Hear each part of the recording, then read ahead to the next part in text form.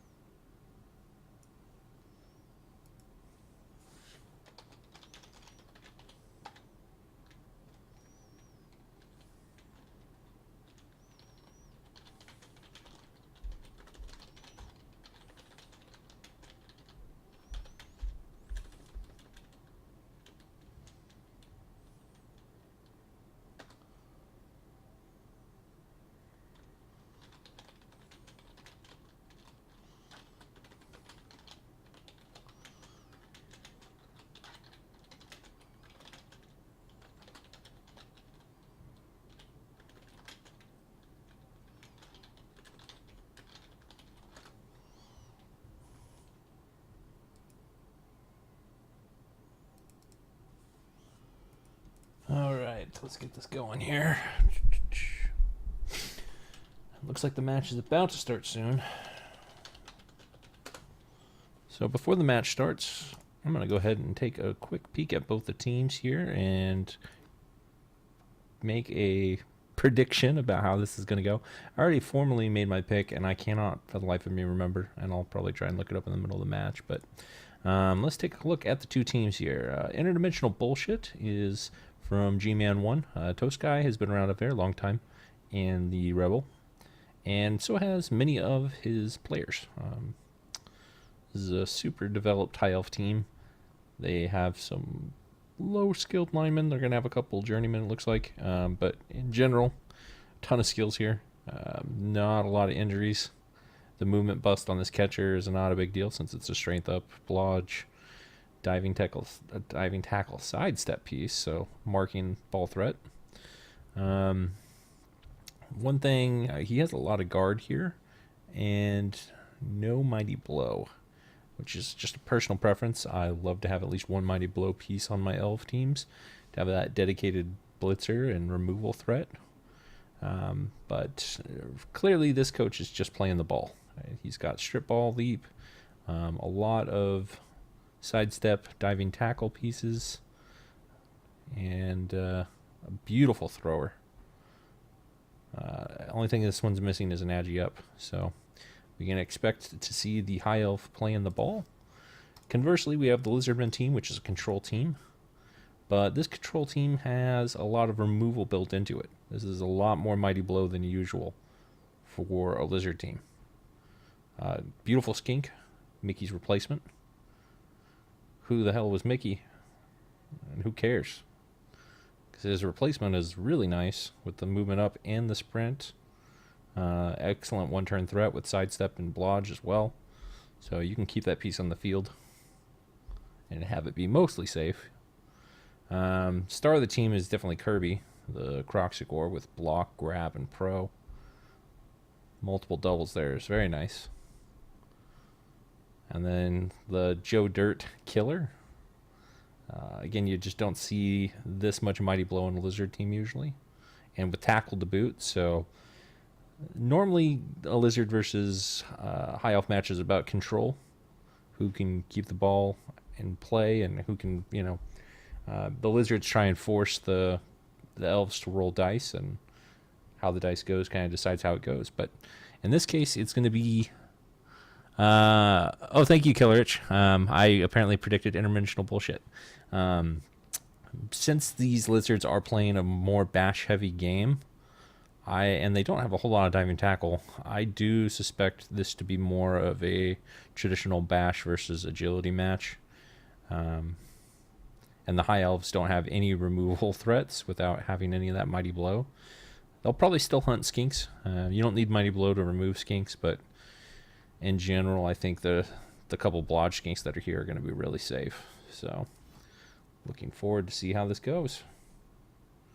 Looks like Toastguy7 about 5 minutes late, so we'll still be getting into it here. I do want to see both these teams, how long they've been playing. So we've got roughly 32 games, exactly 32 games, I should say, for the Tadpoles. And Interdimensional Bullshit has played... They've got 32 wins. Quite a lot more experience over here. Jeez, 11 deaths sustained. But that's actually not that bad considering how many games they've played. I know in the past G-Man used to be a elf-heavy league with very little bash. And now it's just dominated by high TV chaos. So the fact that he's only had 11 deaths and the amount of seasons that he's played is actually really impressive. And it kind of indicates that he's very safe with his players. Only one that's really close to leveling here is Siren. Probably Siren. The kicker, who has guard and then blodge after he got kicked. So that's a strange progression path. I would obviously expect block to be next. Blodge guard is very good. That's the same path that his other guard piece down here went.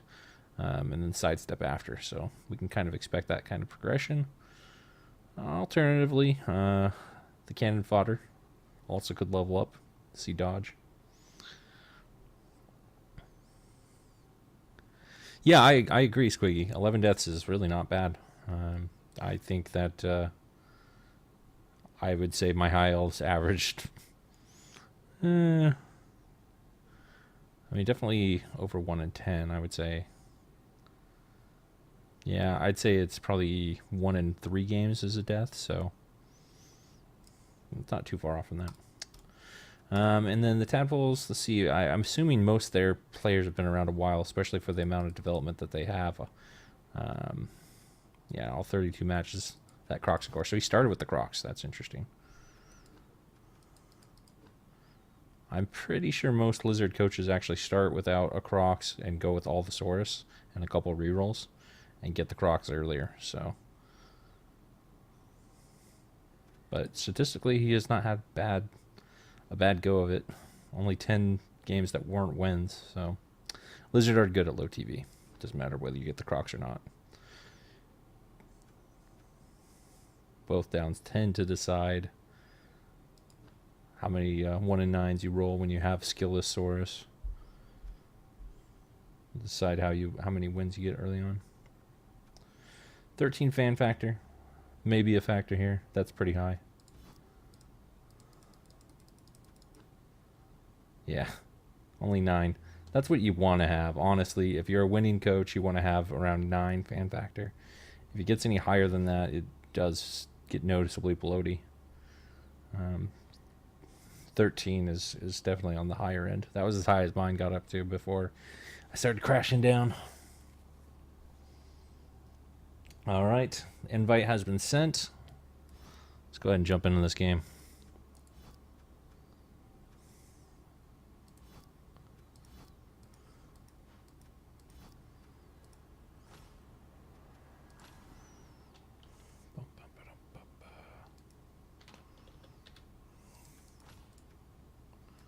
Oh, not yet. They're probably doing inducements right now.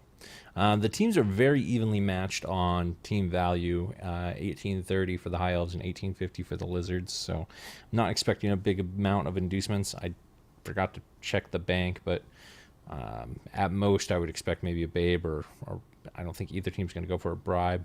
You might see the Elves take an extra Apo. I'm not opposed to that if you've got the cash to burn for it and if you really think this is going to be one of your bigger hurdles.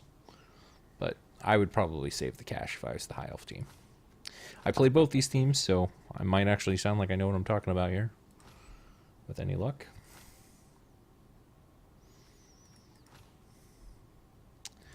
And it's weird. This is the first time I've booted up the new client, so sound does not seem to be working. The music, I turned it on, but it doesn't seem to be doing what I want. And there's chat. I didn't even know this was a thing. Look at that. BG Purist is commissioner. He is head of the North American League that I play in, with a couple other people from REBBL. Interesting. Did not know this was a thing. Alright, let's search by coach.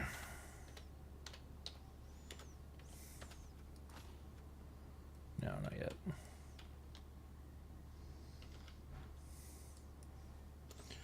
I can spell Toastguy7.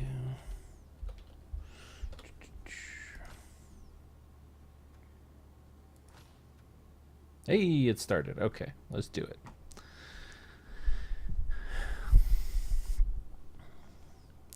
Uh, 19 out of 32 brackets have the Highelfs winning, according to Cheese, or Cheezix. I 100% had the Booze Cruise going all the way to the end and winning it, so my bracket's screwed.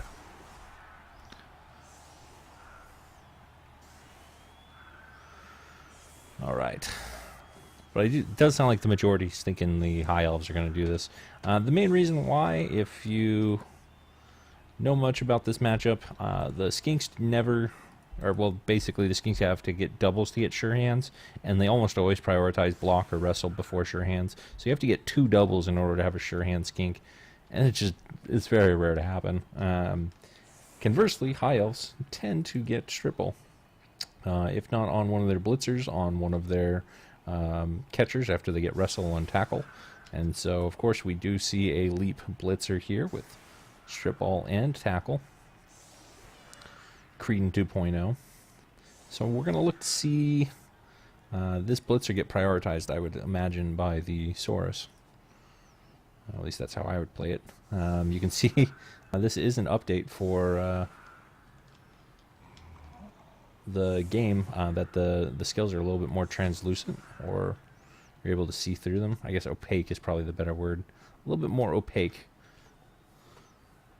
and easier to see around.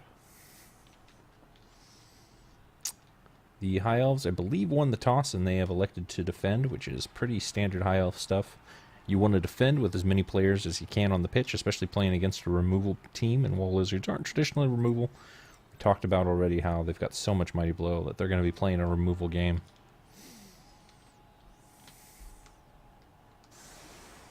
One Skink on the bench for the Lizards, and no bench at all for the High Elves, which again, just kind of goes to point why you would want to have defense first if you won the toss. Really, you can score a High Elf offense with... I've seen it done with 3 players, but really you can reliably score with 6 players on a High Elf offense. So if they were able to hold the Lizards out of the end zone here at the cost of 5 players, I think they could pull it off.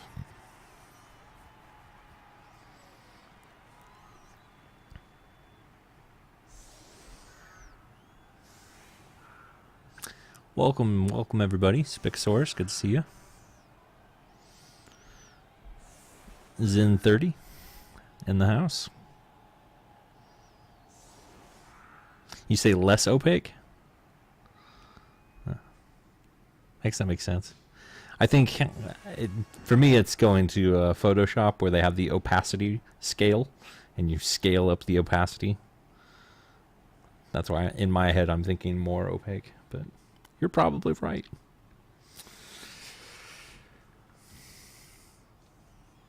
Talk about this piece. It is the one injured High Elf that I saw. I didn't see any niggles.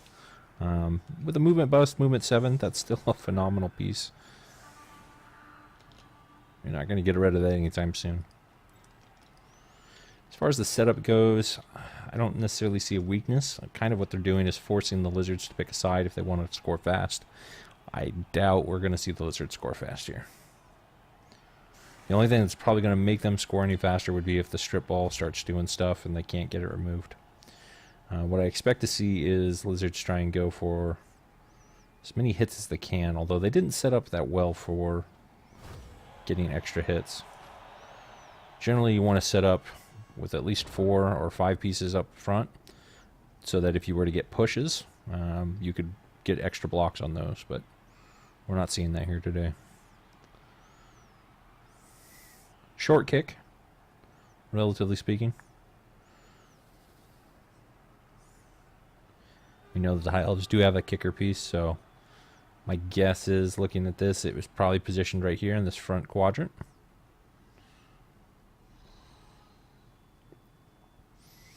And that tells me that the Highelfs do want to play aggressive here on defense. Ball carrier is looking to be Mickey's replacement, who is definitely a star as far as skinks go. One thing I will call out is a little lack of guard on these Saurus. So because they've gone the Mighty Blow route, they don't have only 2 guard pieces, and especially with these doubles on the Kroxigor. So right away, I don't really like this cage a whole lot, because you're not going to have guard on all angles. It's going to be interesting to see if 130 is going to be smart with this cage. Usually lizards don't have to do this, but because they're up against a leaping strip ball player, a very common cage dive for war dancers is actually where you see this the most up against, but is you just have a piece right here to mark those 2, and since there's no guard there, you just leap to right there, get the hit. The first blitz does succeed in knocking down the blitzer. We'll see if Joe Dirt piles on here. And he does. Into an injury. Just a badly hurt. We might see this Apo'd. And it is. So Apo is gone turn 1 before the line of scrimmage blocks are even done. But the aggressive piling on pays off huge for Joe Dirt. I think now we're going to have to see if interdimensional bullshit's going to foul this. It's very open to a foul.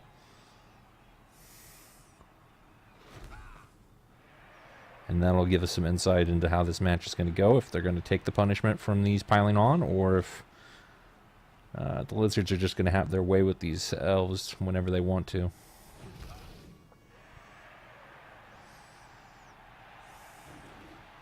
So these pushes here. Oh, and there's the 1. And the double 1 for the pro. So the way they set up this line of scrimmage may have been a little bit better for defending against the blitz, I suppose, is what they were thinking. But that cost them. You could have had easily 2 more blocks on the line of scrimmage here. And if he's playing the removal game, you don't want to kind of half-heartedly do that. You want to make sure you get as many blocks as you can if you're relying on those removals. Skink placement up here, kind of, it looks like it's going to help with defending the foul. But to me, that just is an easy target. Unless he fails the pickup here, I don't expect the elves to just all pile in on this side. I would more or less expect them to blitz the skink and go for the foul.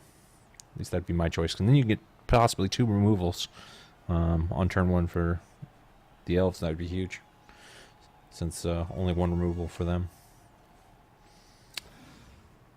I like this moving backwards. When you have a movement 9 skink, you don't have to play forward. The best defense against the strip ball is just going to be entirely out of his range.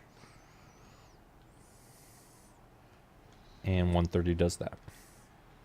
Again, though, this really does put a lot of pressure onto the left side of the pitch, in my mind. Sure, you might get 1 or 2 pieces up the right side to force the skink to move forward, but we'll see what they do.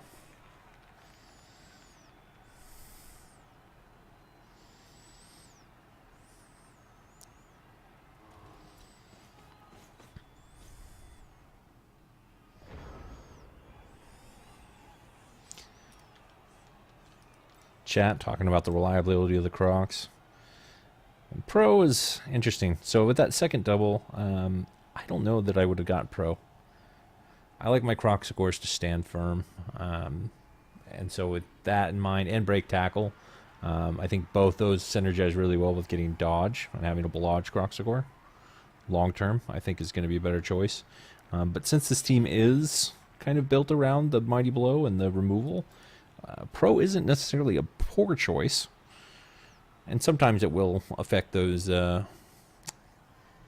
moments there with Bonehead. But you're really going to see that probably used more on the blocks, I would think. Although, since it's got block, you probably won't need it that often. But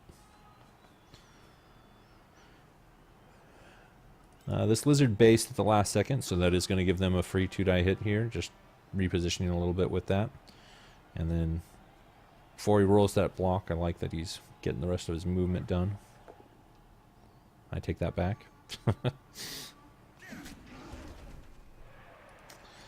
It's break tackle source, so marking him here is just going to force him to roll a die. Occasionally he'll trip up on that, but I don't think that's going to really keep him out of the play. Unholy Crusader, thanks for the follow. And Spirit Crusher. And Stouticus. And Hipster. And Spixosaurus. Everybody in the channel. Welcome, everybody.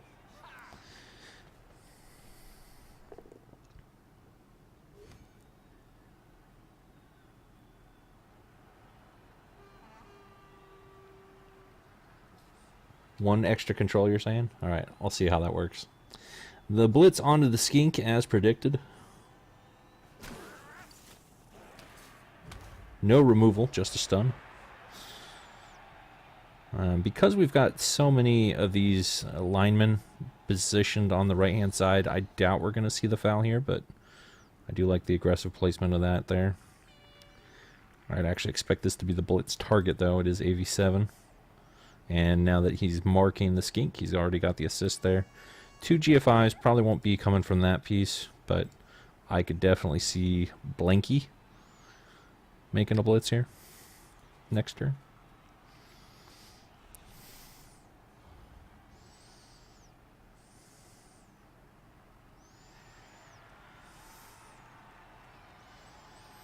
Yeah, Squiggy, I got the invite for my spin league, so I figured something was up. It wouldn't have been a launch for this update if there weren't at least a couple bugs, I'm sure.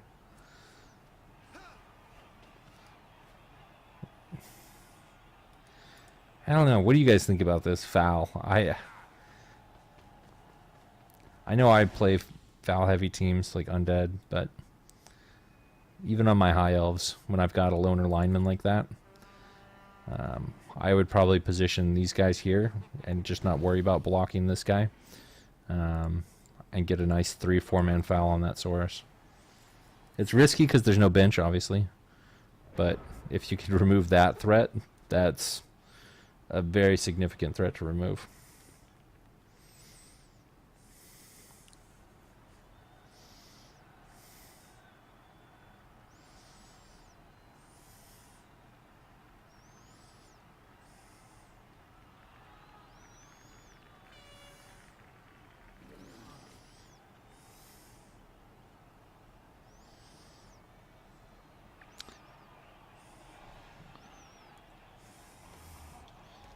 The rest of the way the defense looks here, I mean, like I said, it's pretty much inviting a blitz onto one of these catchers. And I would expect Blanky to be the one to deliver it. And I would definitely go for the 4-strength one. No question. You will need to address this. Strip Baller has moved up some, though not enough to threaten the ball in its current position. I do think we see the cage this turn. I would expect after the blitz, the ball is going to end up somewhere in this midsection, which is going to begin the leap game. 130, taking a minute to evaluate his options.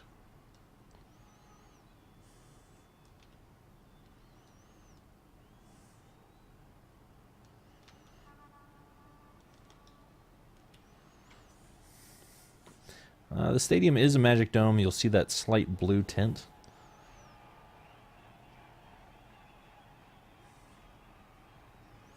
Taking out the weather effects of the game.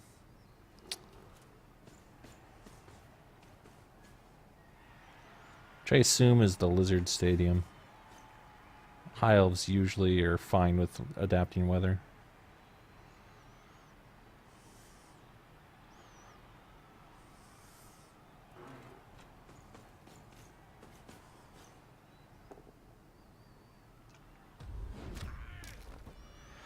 Going after the loner lineman. What that tells me is that 130 is going for the reliable knockdown. I don't know why he would have used the tackle piece to accomplish that, but he does at least have the cage here with the guard on both corners, which is what I was talking about earlier on. Having only 2 guard pieces, it's really imperative that the guard is distributed like this, so each of these 4 points is going to be receiving that guard bonus. Unfortunately, though, because skinks are strength 2, even with that guard bonus there, it's not going to be a red die block. But a 1 die is good enough with strip ball. Hell, even a red die is good enough with strip ball and block, although this guy does have block, but you're at least not as likely to turn it over. I'm excited to watch this. Toastguy is, like I said, a seasoned coach. I play a lot of High Elves myself, and I'm curious to see how aggressive he goes on defense. High Elves have a number of options in the way that they can play. They can play the screen game, where they just kind of move back 1 square at a time and slowly edge the team into their half, and then whenever there's an opening, go for the ball. Or they can be very aggressive and mark a lot of players, take extra blocks, but if any of those blocks fail, or even if you just get in the right squares, even if you get knocked over, you can blitz up and with very few dice get to the ball.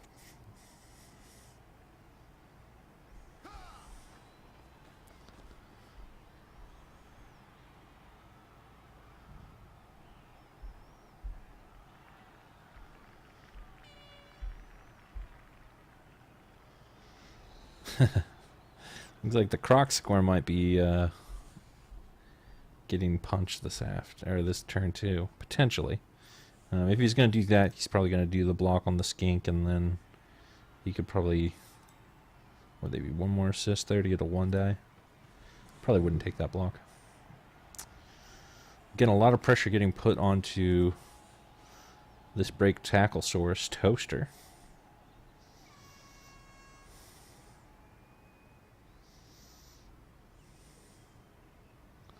I totally just realized what the theme of this team was. So we have Blanky, we have Toaster, we have Lampy, and Radio. So that's the brave little Toaster. That's the theme of this team.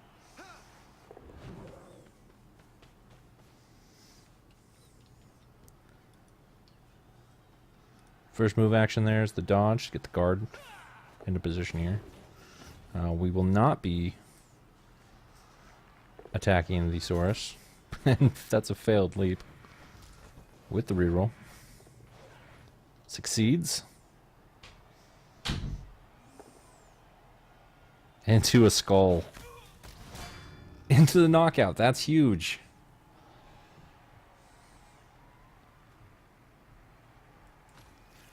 And no Appo on the Highelf team, so we cannot, or we will not expect to see that back. I didn't get any word on the inducements. We'll have to wait till either the touchdown or the half to see if there's a babe on the Highelf side. But if this guy does not come back, that drastically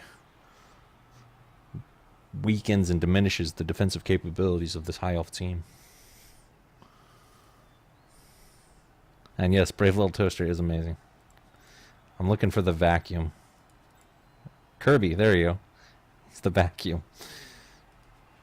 Took me way too long to realize that was the theme of this team. I'm like, Toaster? Why is the Saurus named Toaster? Well, fair enough.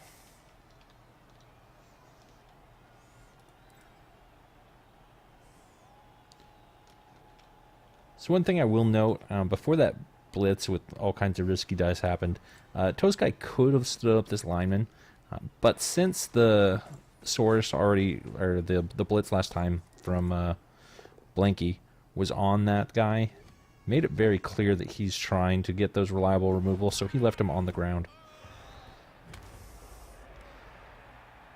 The blitz from Joe Dirt ends up in a stun, and of course is going to get followed up with piling on. However, that roll was even worse. And am I useless is not currently useless as it stands. Now, how Joe Dirt fits into the Brave Little Toaster, I have no idea. Maybe this was picked up on the market. Possibly. I don't know. But Joe Dirt did level up, so he will be getting another skill. With it being a killer piece, you might see Frenzy, you might see Pro, you won't see Dauntless, I'll say that. Probably Pro, but maybe Frenzy. Personally, I like Frenzy Soars. I like it more than the amount of Mighty Blow this guy has. But we shall see, we shall see. I mean, if he gets really lucky and gets doubles, we can see jump up there. And that could help him in the later rounds should he win today.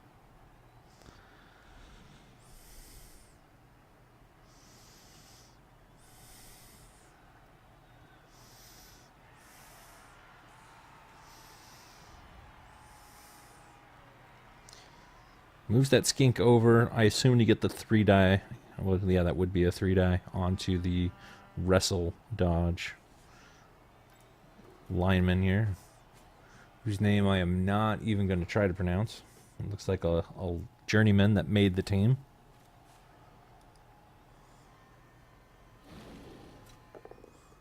There's the 3-die for the POW. And with grab. Deciding where he wants to place him. Shouldn't place him anywhere near the ball. I would think, yeah, that side's better. And another removal. This one's going to stick. Missing next game. That is significant. Not just because it's a wrestle dodge piece, but we're now down 3 High Elves on turn 3.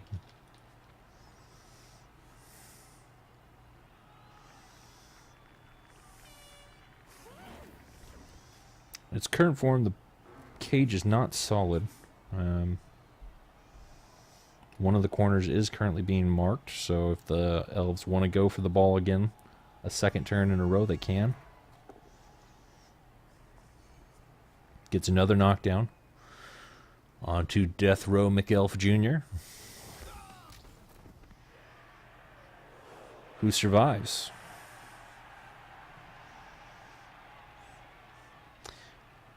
Based on how my predictions have gone this playoff, I wouldn't be surprised to see the High Elves get diced pretty hard here, since I picked them.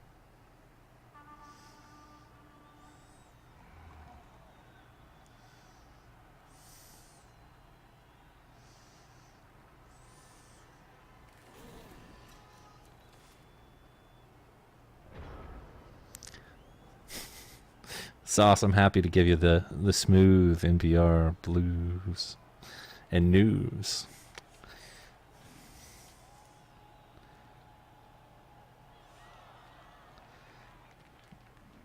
At this point, you're down 3. I gotta start thinking about conservation. There are, of course, 5 more turns for the Lizards to beat the hell out of you. And we did talk about that magic number of 6 being the turning point, I would say, where High Elves go from being able to reliably score to having serious trouble getting the ball in the end zone, or at least a lot more risk involved with it. And then after they do their 2-turn touchdown, or 3 if they're really feeling cheeky, then having to defend with only 5 or 6 from the Lizards, who have a natural, well, not natural, a 1-turn threat with 1 push. That'll be tricky. But they are going for the removal game back, try and punish these skinks that are very aggressively placed. Nothing wrong with that. I just don't think it's going to be as effective since they don't have Mighty Blow. Not that it would have done a thing there with double 1s on your armor break.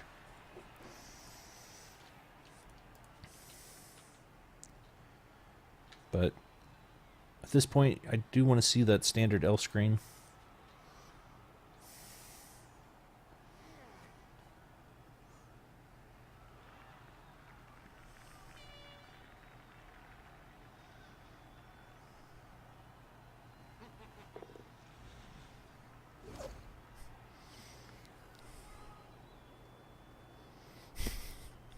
It's Tuesday, the 5th of September, and this is BBC. That's probably too radio voice.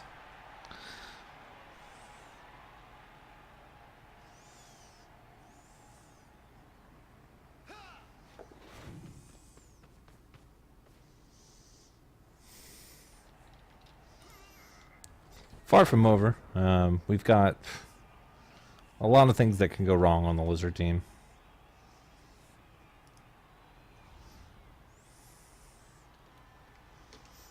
Mainly skinks. If skinks start dropping, that presents a real problem for the Lizards to move the ball.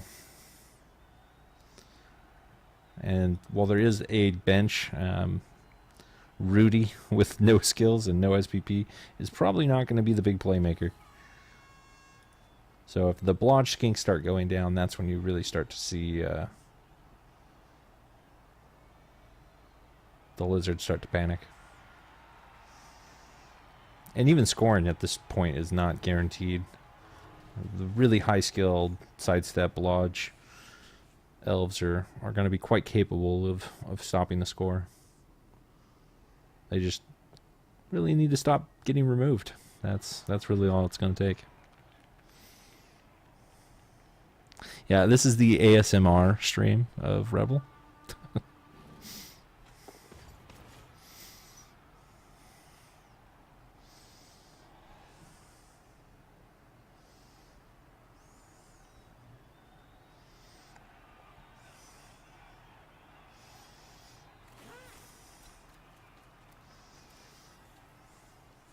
And like that, the Lizards move backwards. Not liking this unless they're going to foul. And even with a foul, I'm still not liking this. You've got extra pieces. I don't think you need to put the ball carrier next to a 4 strength elf.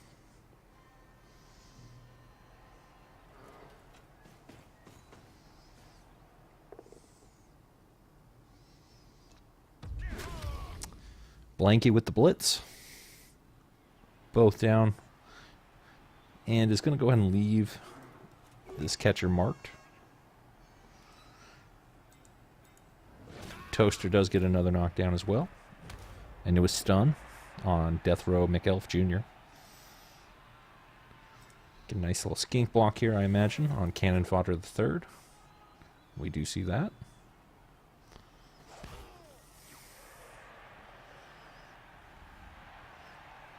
So here's going to be a chance to equalize. I assume that the foul is going to be coming with the biggest mouth. And if that doesn't go well, that actually does put the Lizards in a precarious spot. And actually, I argue that they currently are in an interesting position where they can get 2-die blitzed a couple of different ways. That placement there kind of removes one. Ultimately, though, if Toastguy wants to roll some dice, he can get to the ball. There's the removal. Looks like he did bring a bribe, which makes that play a little less risky, but watch this when the bribe fails. Ooh, it was accepted. Just barely. And only a stun for that bribe. What is this? +1. So that's a bribe out of pocket cash, by the way. I don't know what this thing is. What is this +1? I assume that may be a babe or the beer. So many things I have to learn about this new UI.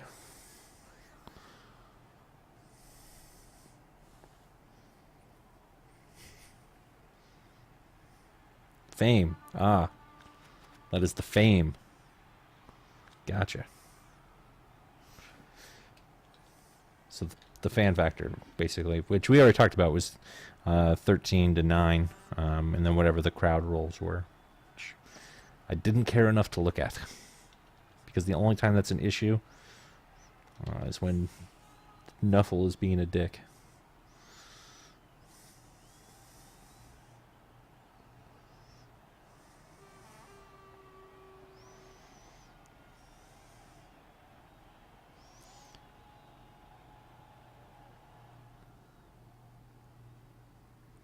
So we have a bit of a pause here in the game as Toastguy kind of soaks in the scenario, deciding, I would imagine, how much he wants to risk and how much he wants to go for some elf bullshit. The play I would still consider strongly would be just literally running through these Saurus and hitting the ball.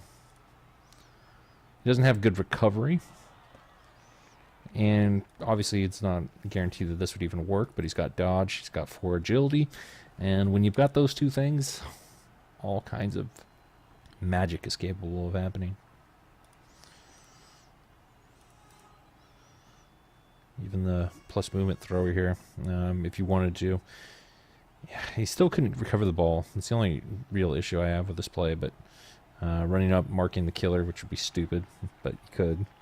And then he could hit from right here and possibly pick up. When did that go to? Oh, he's dodging out. That's the first step, but going backwards. So I'll stop talking about the elf bullshit that could be. Untitled does what it usually does, which is nothing.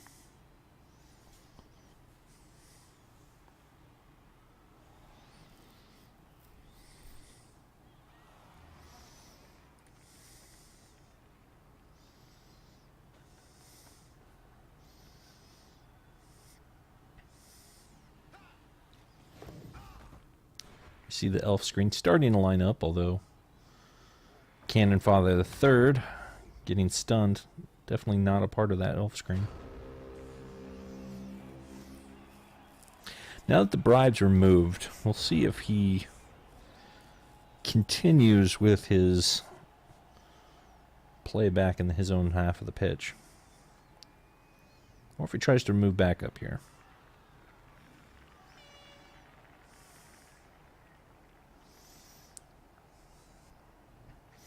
As it stands, I would probably expect the Crocs to move up at the very least. He should be blitzing with his killer, though.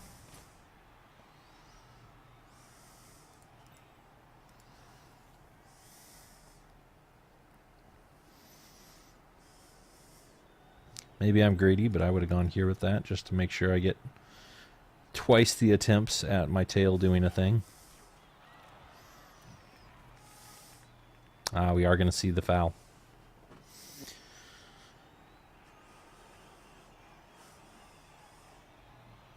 One30 fully committing to the removal strategy.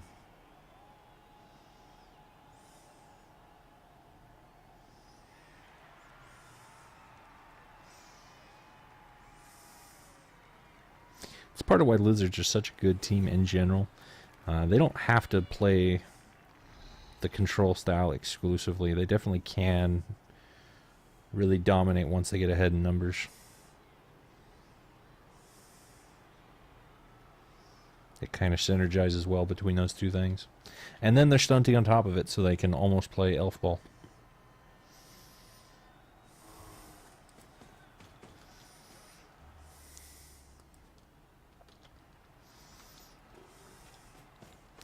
At a certain point, you have to wonder if 130 is going to get too confident and greedy.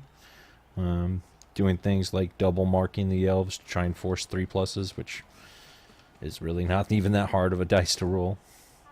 Double pow. I expect 100% piling on here, unless it's a knockout.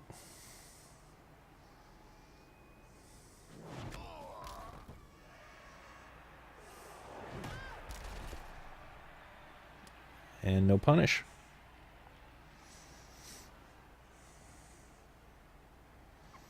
And he's just going to keep piling on all game. Without the bribe on interdimensional bullshit side, I think if he was ever going to foul, it would have been turn 1 when he had all his pieces and he had extra elves in position where he could have got a nice 4+ assist foul. That one breaks armor, but again, just a stun. Unfortunately, no send-off for the elves, or for the in favor of the elves.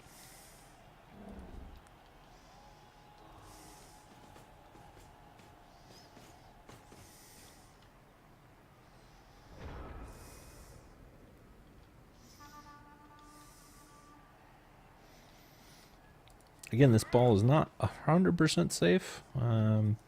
Actually, it is. This turn it is. Because everybody was on the ground.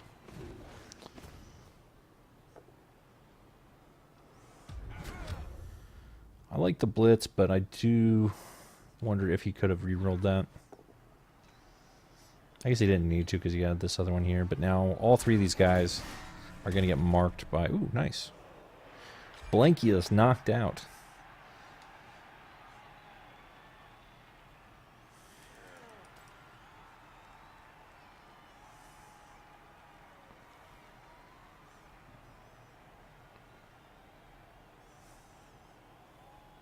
But yeah, all three of these guys are going to get marked by the Saurus. Not that, again, that the tail does anything, but you'll also have tackle on a couple of them. So it's not the greatest positioning. I might have even considered not following up on that. Unless you're going to foul this guy.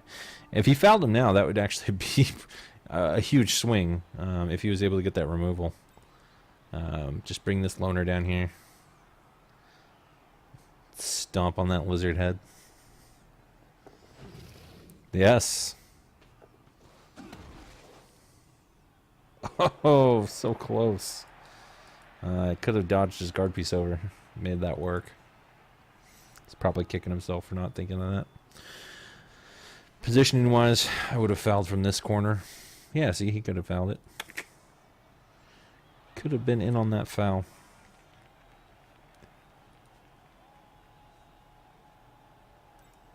And this is a death row Highelf, so I don't expect him to stand up.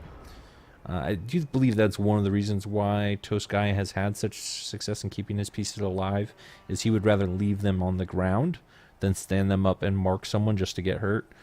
A lot of times I see elf coaches doing that, using a logic like, well, he's going to get a reposition or he's going to move someplace else. The reality is, just leaving them on the ground will also require your opponent to position around that. And elves have decent movement, good movement actually, I would say, at 6.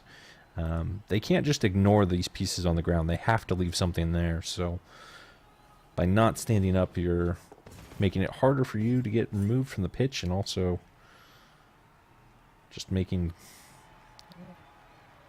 in my opinion, good strategic plays by not doing a thing. Yes, 3 players on the tail is unfortunate for the elves. It's not super frustrating. I mean, it's still got a reroll. The tackle when this stands up is going to make it a little bit more frustrating, because without the reroll, 3+ dodge, you're playing like a human at that point. Not great. So you would probably have to have a reason for why you would be dodging out of that. It does bring the guard in here, but this is only hitting 2 elves. I would have liked the guard piece to come down here, if I'm being honest. And what is Lampy doing?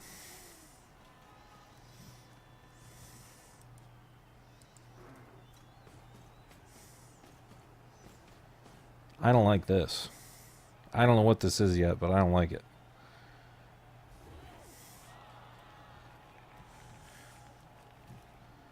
I don't like this at all. If there was a fireball over here, maybe you do a loose screen, but there's not.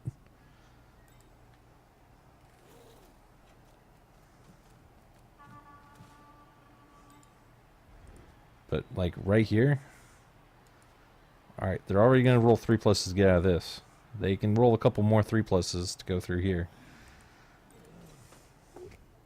I don't like that at all. And you're going to make it easier for them. Okay, well, at least you did that.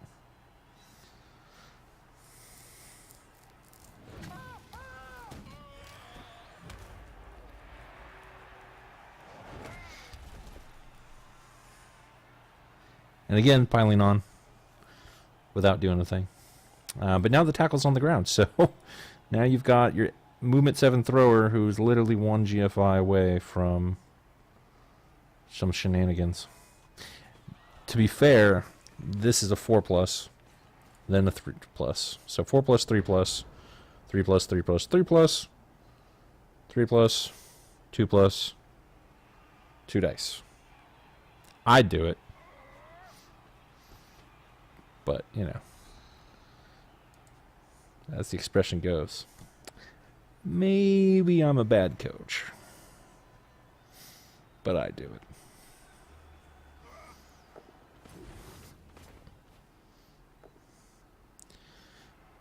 Alright, reroll. You've got 3 turns left, 3 rerolls. What else are you going to use it on?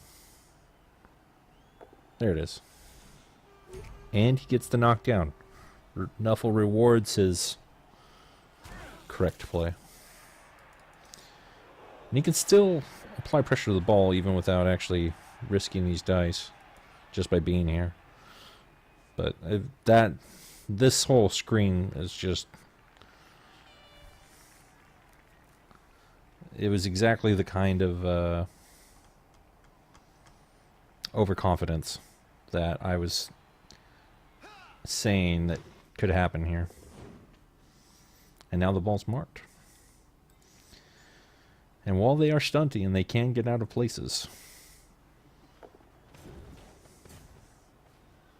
very easily, you don't want to be rolling 3+ with the ball.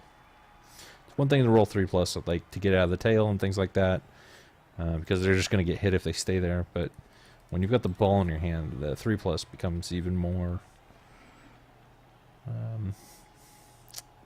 concerning. Actually, Sase, I believe I have that on my freaking bot.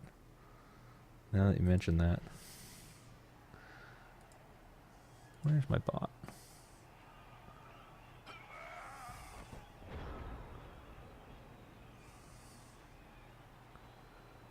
Da, da, da, da.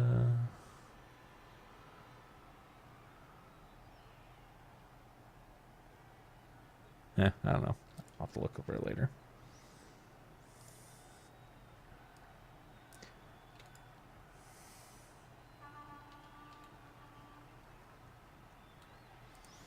So now the lizards are kind of reaping the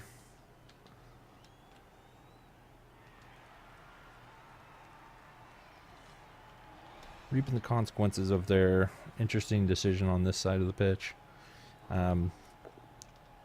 It is turn 7 as well, so he does have to make forward progress, but he can't just run completely backwards.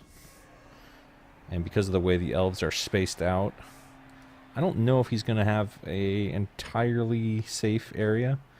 I suppose he could probably occupy this space if he can get his kink in between all these pieces. But I think this is exactly the kind of scenario that I was talking about earlier when I said that even with those 3 removals, the score is not guaranteed. He still has to get, even where he is now, 1 GFI. So you can't go backwards at all.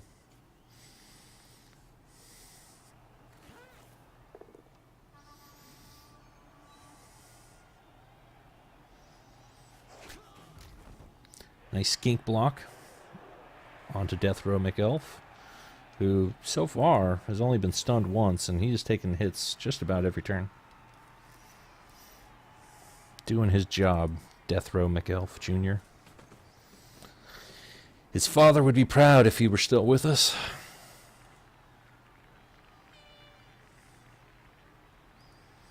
Again, this Thoris placement, interesting to me.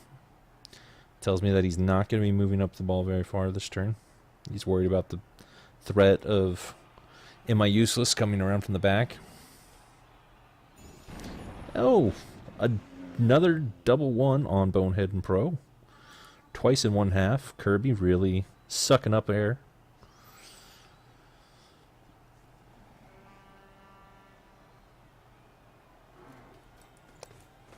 And was he the blitz too?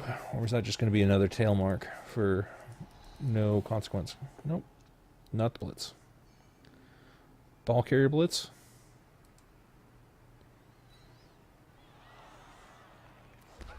No. So at this point he's committing to a GFI to score next turn.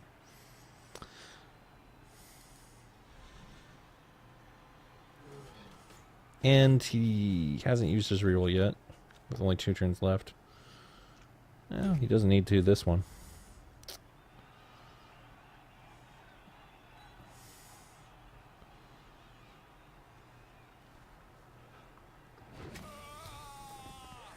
Pile on. Or did that foul make him think twice about piling on every single time? No, it did not. Or he thought twice about it, but he still did it anyway. Like all of us.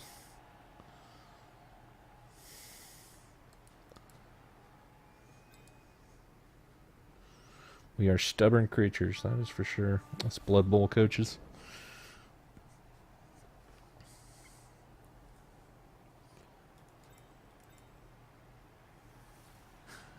Interestingly enough, he could still get to the ball here. What is that, 5+? Is it even that bad, actually? Might even be 4+. So that's a 3, 4. Yeah, it's a 4+. 4+ and 2 GFIs, and you can get a 2-die hit on the ball and push him into the guard kicker. Although I don't think he's going to leave the guard kicker there to get surfed, but he could. He could. There's the reroll use, though, because of the tackle on this thrower. Interesting level up path here. You have block, tackle, and then dodge on this thrower. Quite often I see blodge all around, but wise of Toastguy to recognize the importance of tackle early on. Especially when you're playing against these guys. Yeah, 75% chance to hit the ball carrier with the 2-die. Again, maybe I'm a bad coach, but I take that every time. Nice 2-die right here. And now you've actually got recovery. So this is... anytime I'm going to do a crazy dumb blitz on the ball like this, I always think about how am I going to recover afterwards. Because if you're just knocking the ball loose and then they're going to pick it up next turn, big freaking deal. I think you definitely take this block before you do your crazy play just to protect your surf. This also locks down this half of the pitch. The last thing I would do before I make this crazy play is probably position this catcher over here. Oh, he's going this way. He doesn't even need... That makes more sense. That makes way more sense. See? This is why I lead with maybe I'm a bad coach, because this is a way better play than I was going to do.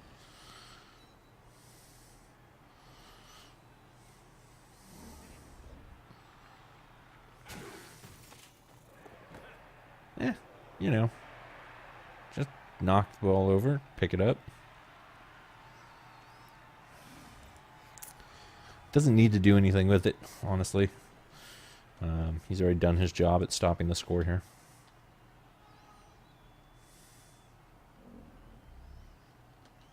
At this point now, if you want to play the Mark Thesaurus game, you can. I don't highly recommend that game, but that seems to be what we're looking at here.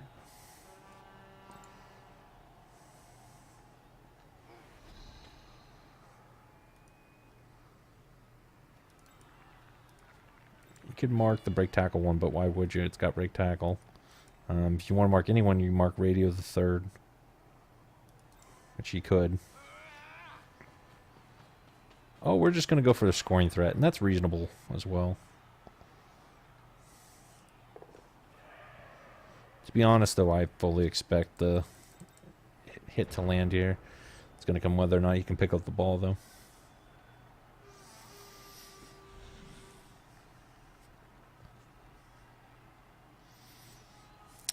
What I just demonstrated, though, is exactly what can happen and why it's almost always easier to cast a game and look at plays and see things than it is when you're playing the game. And that's... tunnel vision is a very serious problem in Blood Bowl, where you see one solution, but it's not always the best solution. And you just start thinking of all the things that work and don't work when you have that play go through your mind. And you look for other plays too, but... sometimes you just get so fixated on one target, and you're like, sweet, I have a 2-die on the ball with a 75% chance. Well, that play that he just did was way statistically better at succeeding, as we just saw. And it paid off, and You start thinking about one thing, and that's all you get. And hey, Pro finally did a thing. 3rd time's the charm. That's still not that great of a position, though. Because now he just kind of blocked off the source from getting involved in any way. I guess he could possibly go up and around. But he's got sidestep, so... Yeah, I would still probably go, what is that? 1, 2, 3, 4, 5, 6. Yeah, so I go here. Good. And that way the sidestep isn't going to let him go forward if you blitz from right here. So you kind of shut off that path. Thing is, you're playing against high elves, so he's not actually going to go forward with this thrower. He's going to go backwards to the strong arm accurate thrower. And this is the guy that's going to actually throw the ball over the lizard's head into the arms of Am I Useless? 3-die block does not succeed. But we got to reroll. And it still doesn't succeed. Ooh, that is big. And yeah, you don't take the push there because that takes him out of the tail. And you get a second block here with the skink. And there's the POW that we expected all along. The question is, yeah, he doesn't want this to go out of bounds. Because if it does, there's a good chance that it makes it easier for the skink to pick it up. And even with that scatter, it's easier for the skink to pick up. But I don't think he's going to have the movement to score. So at this point, it's all about making sure that the high elves don't score.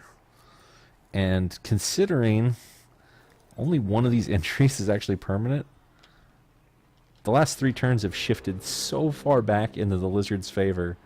It is crazy. Or not against the lizard, sorry, in the high elves' favor. And there's a nice 2-die block onto Lampy. Lampy goes down into a stun. And now we get to see some real high elf shit.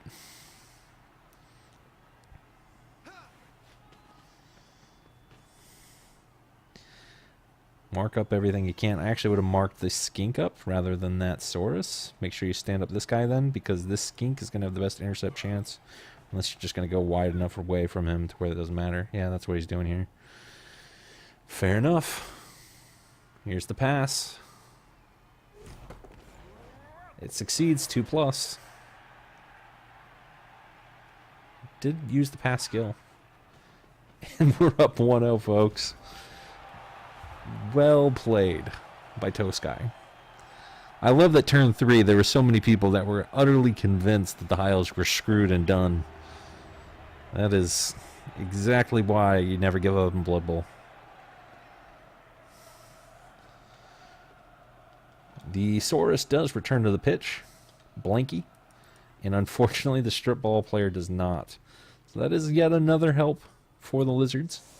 But even without the strip ball, beautiful piece that is Aridin 2.0. Interdimensional Bullshit was able to pull off their interdimensional bullshit. Not only stopping and capitalizing on what I would consider horrible positioning, and I mean that sincerely, from the Lizards, which are a positioning team. I can see that play working really well, the screen and all that, against, something with low movement, low agility, all your chaos team, your orcs, dwarves, you name it. That defense or that offense would have been fine. But against high elves that are all about movement and all about agility, that was not the defense to go.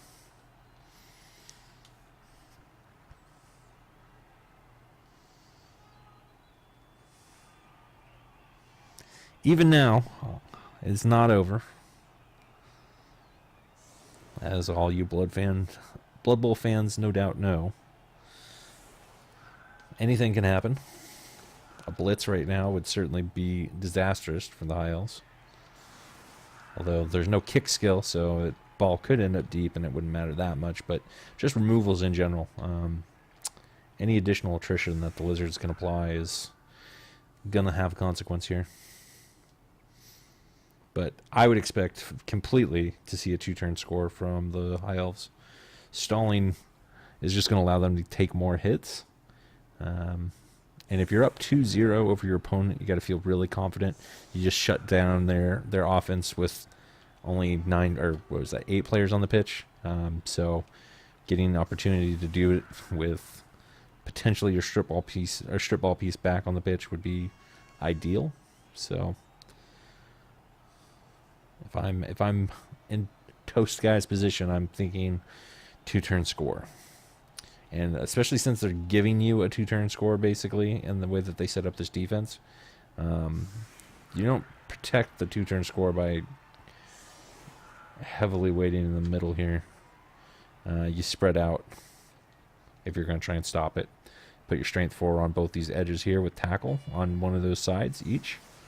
That way they can blitz backwards if they do manage to get through. And then line your skinks up in the middle here.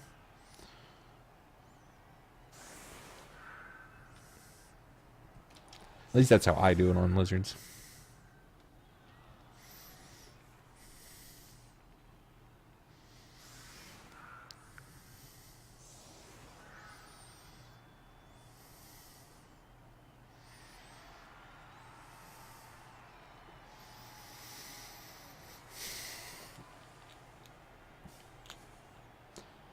Toastguy so far has offered a spread out setup.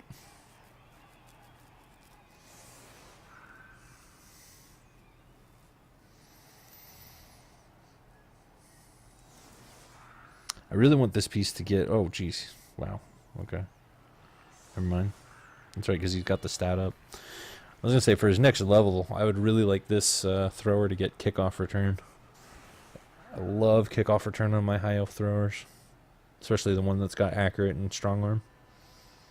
He's got the extra movement, so that kind of does the same thing, but having kickoff return on a piece like this is so good when you try to 1-turn or 2-turn.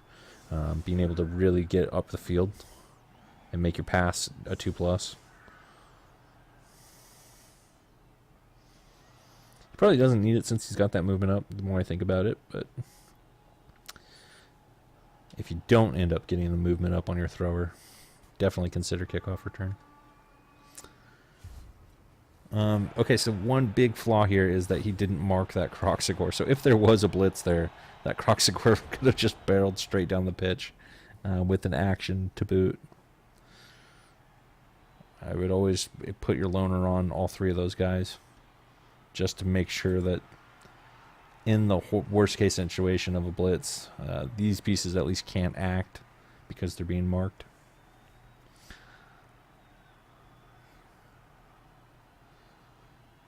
I gotta say, I'm really not impressed with this Saurus's play this match. Aside from the 2 bonehead turns, the tail didn't do a thing. He did get 1 removal, I want to say. Was the injury from him? No, that was from the Saurus.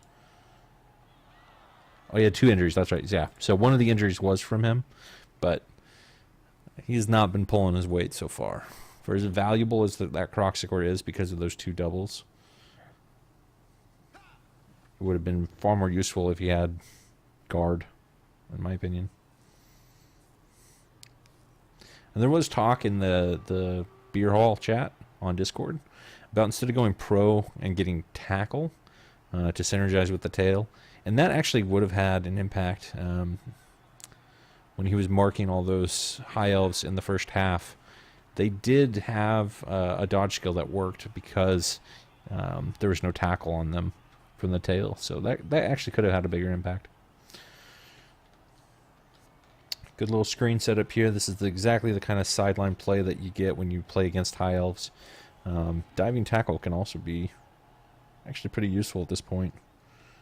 I would expect it to be probably placed right around here.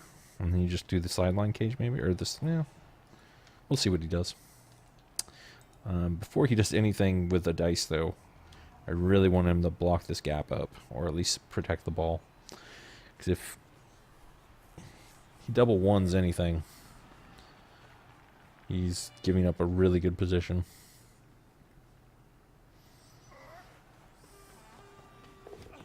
Oh, Jesus. Even if he fails that, he's not in good shape. And he absolutely could have used these 2 linemen to make that a much safer play. And now that he's done that, again, they're not going to be able to do anything meaningful with the rest of their turn. So I just, in my mind, that's the kind of play that I hate when I do it myself.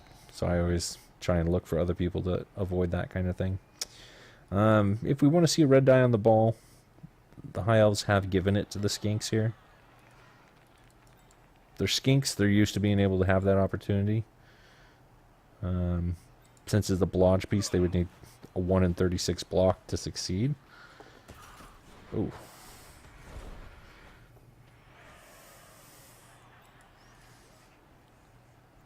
So I don't really expect that.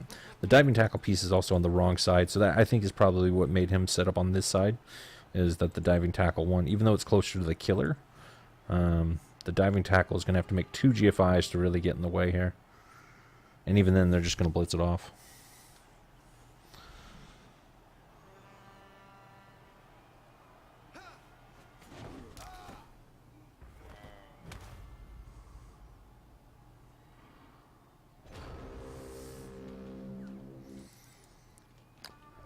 Luminous pointing out that the break tackle is on this side as well, so that also isn't going to have a chance to dive in there. I haven't seen 130 play, so I don't know how much he feels about break tackle. I'm good with strength 5 and break tackle cage dives. The strength 4 ones just don't seem, I mean, it's just as likely, I know, as the agility 4 going in there, but usually it's 3 tackle zones, and so that's a very big ask to try and get that to work.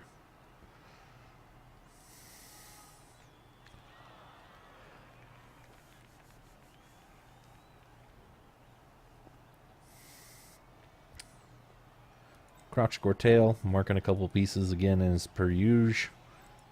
We'll see if the tackle gets applied.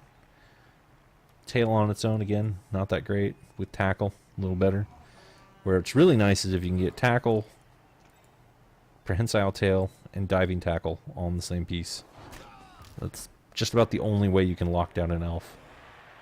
And even then, they're just going to roll some 6s and get out of it anyway. As Killer Itch will attest when he played against my lizards.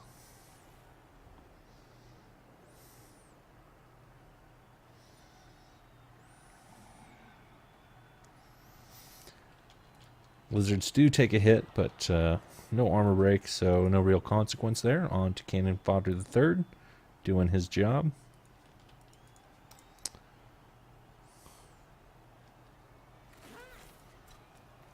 To see where he decides to go with the blitz here.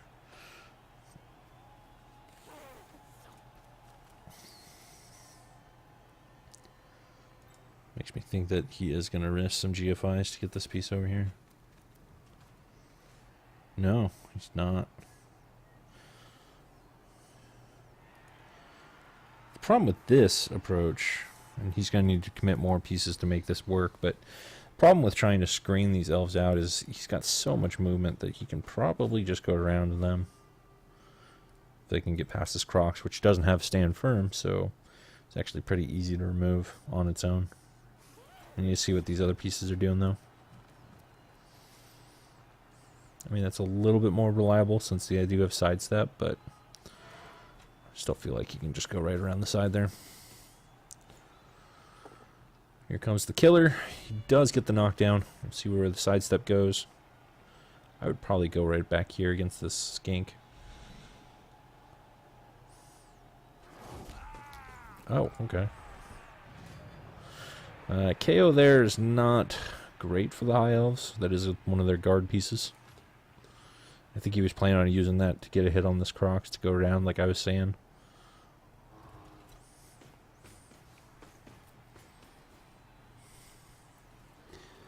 It's true, Cheese. He is minus movement, so that does make it a little tougher. But if you just cut this corner, you should be able to get in with maybe 1 GFI.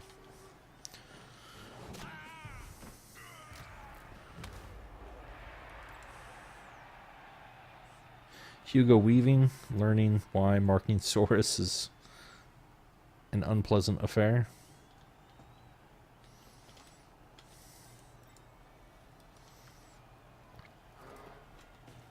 And actually, this isn't a bad defense. Because of the high movement of the skinks, they've gotten pretty decent positioning here, although it looks like... yeah, he's more marked up. You could reposition him here to get more guarded here. Really, that knockout is actually what changed this from pretty marginal play to... okay, now it's really on the elves to roll some dice. Because without that knockout and armor break, he just stands this catcher up and moves his guard here, and he's got a nice 1 die there. Oh, okay, we're just going to go right past the skinks. That's the play. Fair enough. Couple 3+, just the same as rolling out of that tail. And there you go.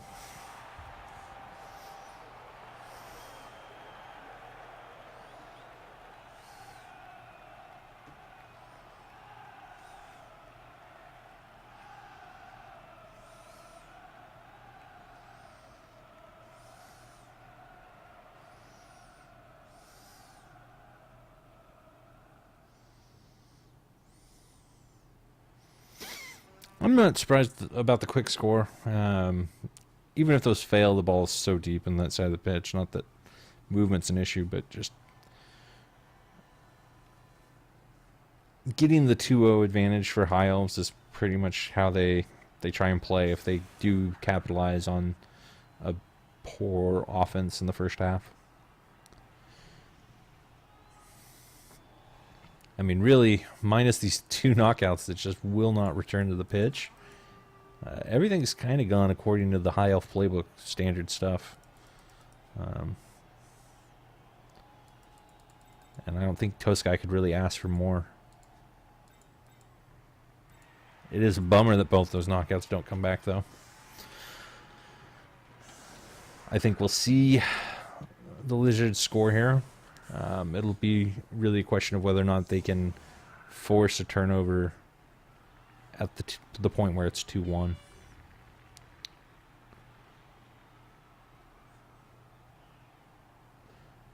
Assuming that they at least get a couple armor breaks on this kickoff. If they don't get any armor breaks, then it really does make it easy for interdimensional bullshit to stop a quick score from the Lizards. But they could do it with handoffs, a very similar kind of play to what the Highelfs did of just running up one of the sidelines and screening off.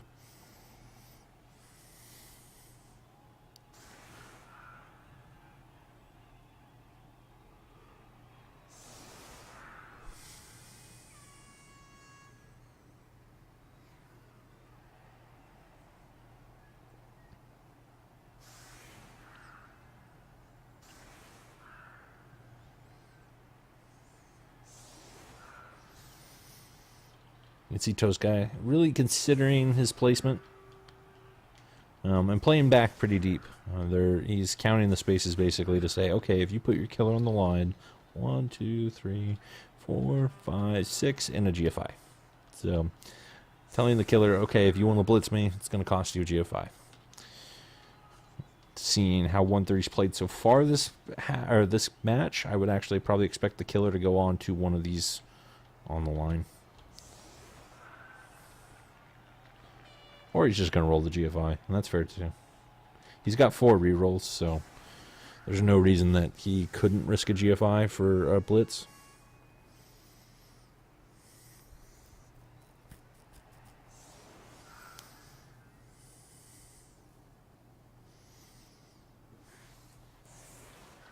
Starting to look like he's going to go up the left side of the pitch too, since this guy doesn't have sidestep. That's a pretty wise and reasonable choice. And there's more tackle on this side, so yeah. Makes sense to me if he's going for the 2-turn score here. Probably going to go for a 3-turn score would be my guess, though.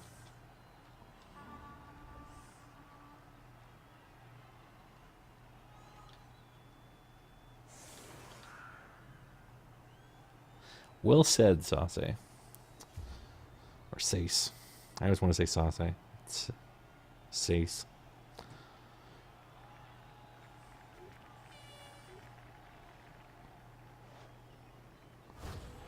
But sloppy play does make for happy elves. And I called it as soon as he started doing it. As soon as he started running that screen up the sideline, that's bad.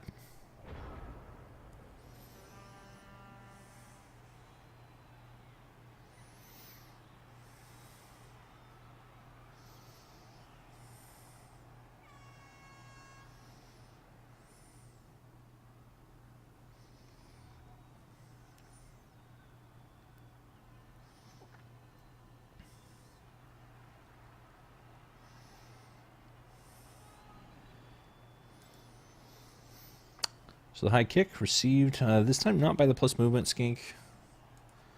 Interesting decision. I wonder how much of that is just wanting to get SPP onto this skink. The skink Ralphie. Or if there's some other strategic reasoning behind that. Mighty Blow does the thing, turns it into a stun.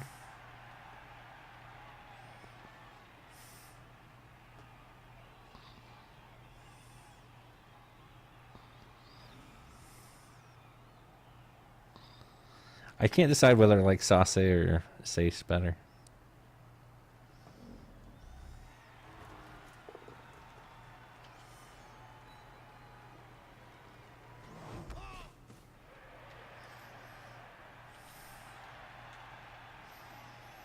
Again, the way that you're positioning, if you watch this back later, 130, I would like you to position your line of scrimmage blocks better. You should be able to knock down all three of these guys every time. Even if they don't get knocked down, then you should be pushing them into somebody else that gets another chance to knock them down.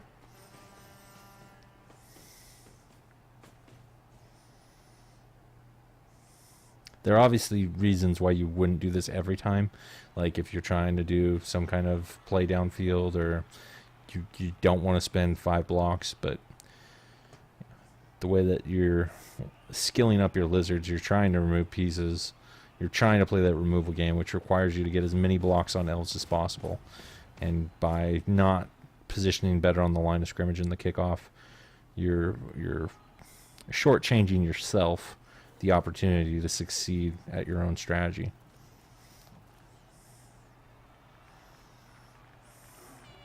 I would watch just a couple of games of Sage, or there's so many coaches that you could watch that position that way to kind of see all the different setups, you know, where if they spread the elves 2 spaces apart, or if they put them 1 space apart, how you can position yourself to it's actually harder when they put all 3 of them together, because then you actually have to do the angled blitz first and all that kind of jazz. But take the time to learn that, because it is really important. See the knockdown from the killer. Did he finally stop piling on? He did skip a pile on. What do you know? This is so risky. He's going to do the handoff here.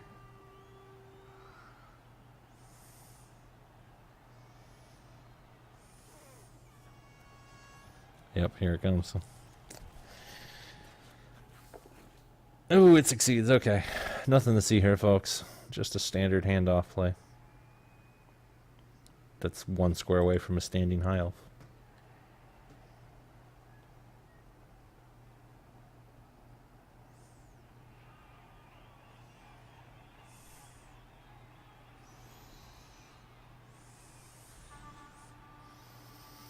Where he's going to end up placing this is still not going to be very safe, because again, we just have to make some 3+ dodges.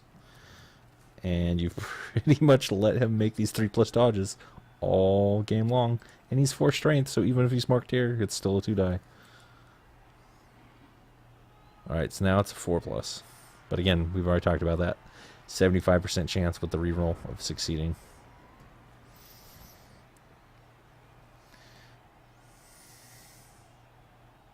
And if he doesn't want that, he'll just go around the side here and pop this one on the head.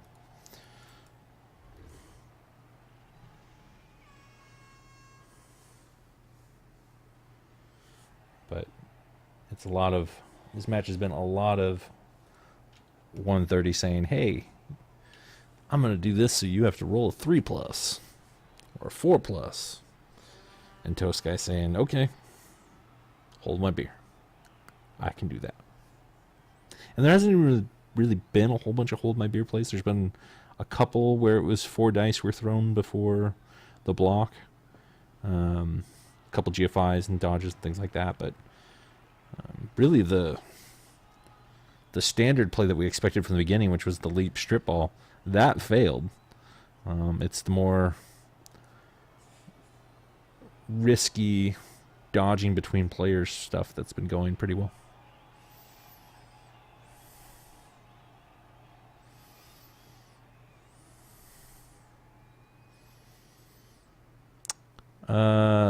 Who is it? Spicosaurus was the one that's going ogres, isn't it? I know there's one ogre signed up in the REL right now. Yeah, it's Spicosaurus.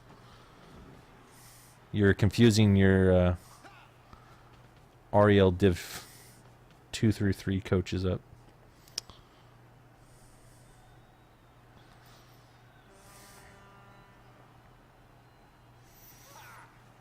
Here we go. Ooh, snakes it.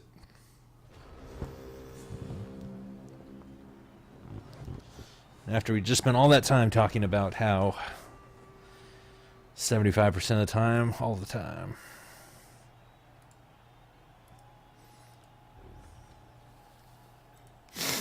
So that actually probably should be 2-1. Since he already went to the hazard of risking the handoff right here. He's going to be greedy. He's going to go ahead and throw his blitz and whatever other blocks he can, probably on this one. Maybe he's even going to risk this one. He can make that a 3-die. Yeah, so he'll do the 3-die block here first. Although I would probably do that one last. And I would definitely blitz this kicker. Get it in a block. Don't go crazy, though. Trip skulls can happen, and if you leave these freaking catchers all unmarked, you're crazy.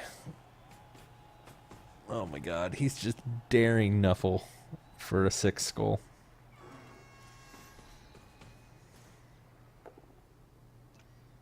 Oh my god, we almost had it. If he did that with the Crocs, we would have had it.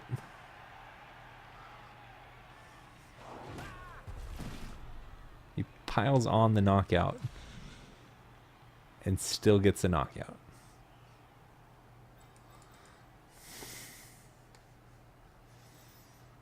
God, that would have been so beautiful if he did that and failed the triple skull.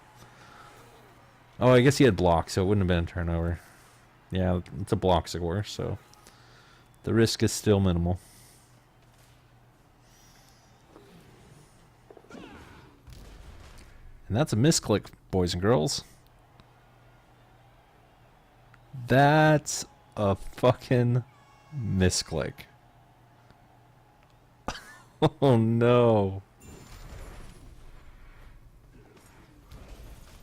Ugh.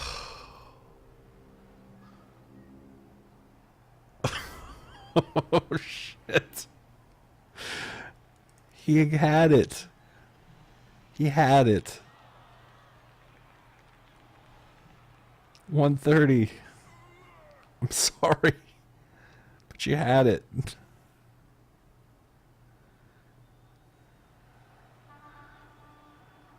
Oh man.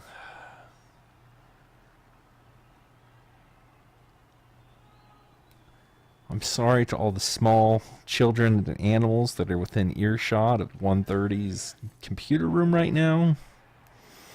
I have no doubt that your ears are probably bleeding. And whatever computer equipment that he had in the room is probably somewhere against the wall.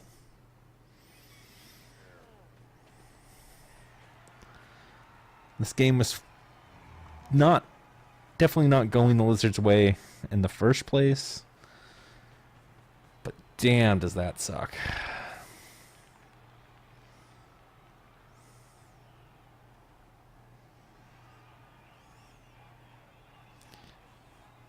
But that's also the risk that you run. Not that you expect. I mean, the misclick sucks, but you're in a situation where you gotta score.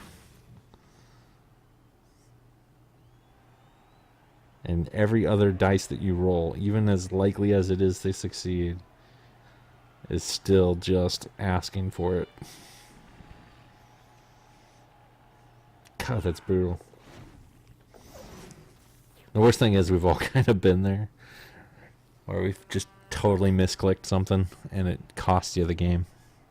I wouldn't even say it cost you the game in this case, because it was already pretty heavily weighted towards the High Elves at that point. Even if you had scored, you'd have to turn it over, and more likely than not, they're going to just do another 2-turn score. But damn, that's brutal. And now you got to kind of pull yourself up after that and still try and defend this touchdown.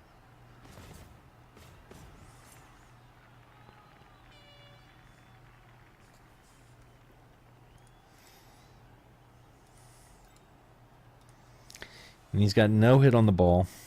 I mean, if we're really trying desperation plays to stop this from being a 3-0 game, what you end up doing here is using your skinks. Never a reliable play, and you have to go through tackle too, Jesus. So you've got 4 rerolls, so you can try some of the shenanigan stuff, but you can run your skinks to the other side after you finish moving on your Saurus. You put 1 here, and then it's 4 strength. So maybe you use every skink that you have to run through here and blitz us, but it's not pretty. Not reliable. Certainly not what I would recommend. But it's probably the only way that you stop this from being 3-0.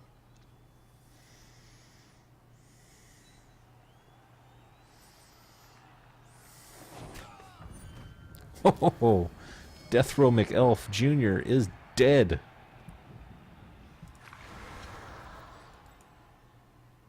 And you can just feel the seething hatred soaking out of the Lizard team. As if 130's inner hatred of himself for that misplay was just concentrated onto 1 block dice. And the poor Highelf was just standing in the way.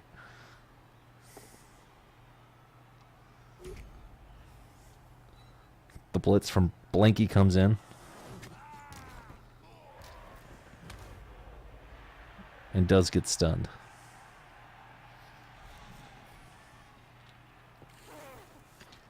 It's going to be a rough day at the McElf family. Mrs. McElf now has not only lost her husband, but also her only son to the game of Blood Bowl. Our thoughts and prayers are with the McElf family at this very difficult time. Flowers, of course, are on the way.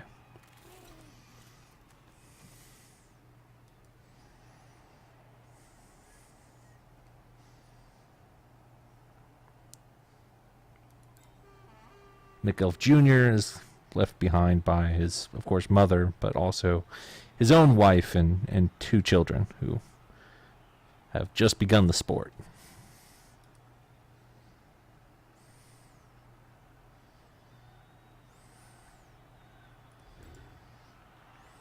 I still think he needs to get 1 skink in front of this.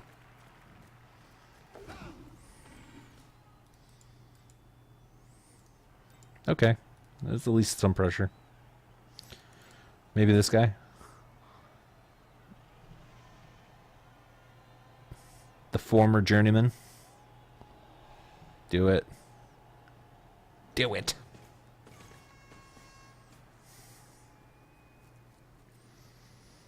Or foul him. If you're full tilt, you foul. But if you're not full tilt and you're still trying to play to win, it's just a couple dodges. Just a couple dodges through tackle. No biggie. Highelf's been doing it all day.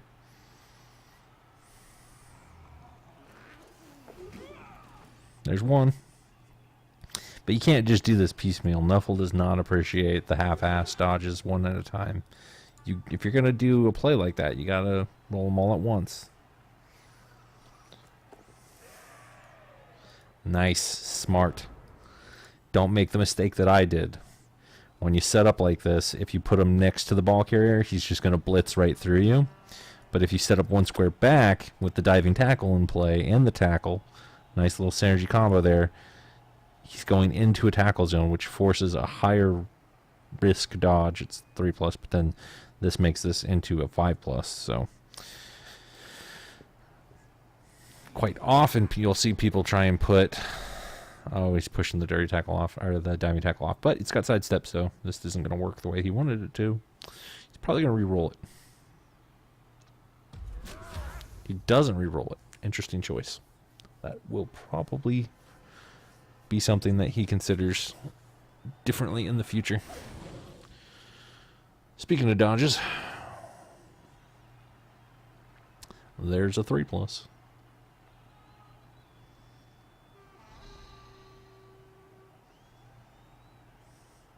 But as I was saying, most of the time when you're in this kind of similar situation, people will put this third player on here thinking, oh, I'll make it harder for him to block out or whatever.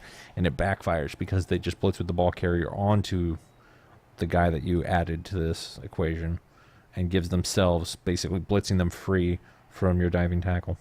Whereas if he has the blitz this way, he's going to go through the diving tackle, so it's not actually removed. Just something that you'll learn the hard way. Everybody's got to go through it once.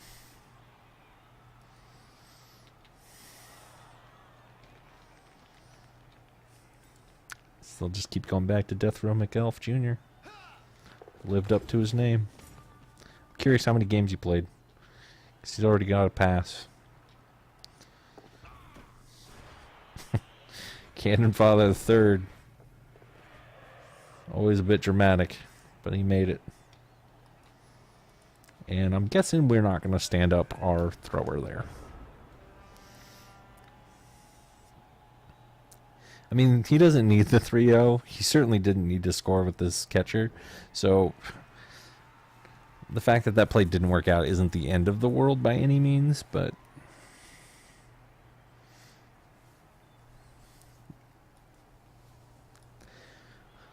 if he had re-rolled that block onto the skink and got the POW, it would have been at least an opportunity for him to score a third time and put a lot more pressure on the Lizards to try and come up with something. In reality now, he's going to get hit by this tackle piece. He's got sidestep, so he may risk going out of bounds. I wouldn't, though. I'd probably go somewhere over here. And then the skinks can try and recover, run up this side of the pitch, would be my guess, after handoff. And then score on turn 14, leaving 2 turns to try and turn over the elves. Interesting choice for the sidestep there. Looked like he was trying to have it scatter out of bounds.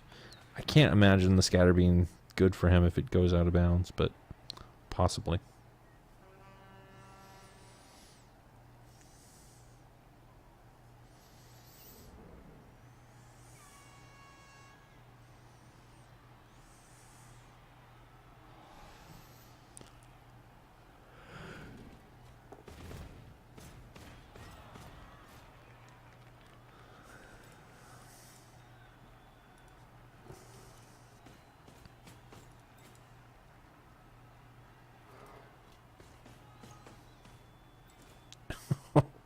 Interesting blitz target. Going for Cannon Father III. This is looking like 130's had his fill of playing the ball and is now just trying to inflict some damage.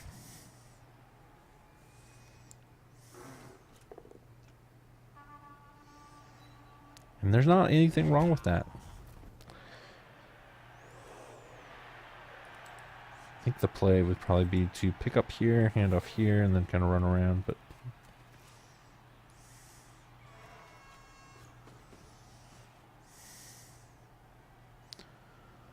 we shall see.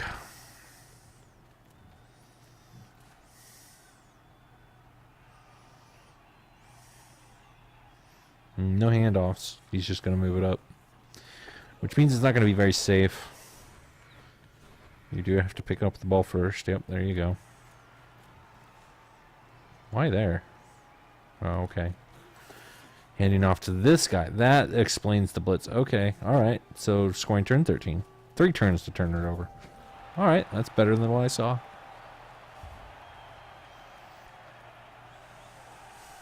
Spoony Bard saw it.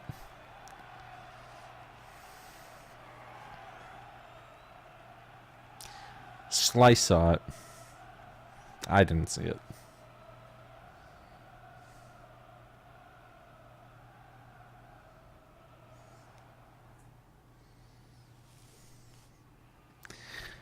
Killer Itch, if you're hoping for 130 to save your bracket, I've got some bad news for you.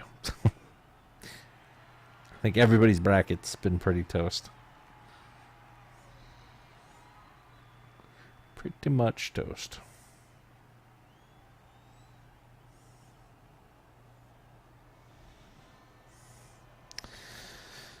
Alright, so this is the point where Herenzord would say, don't get more good. A blitz right now would be really ideal for 130. And probably the main thing that Toastguy needs to look out for. We do see him widening his positioning. I like that already. I would like him to see... I would like him to leave the Croxagore in the middle and spread out the guard.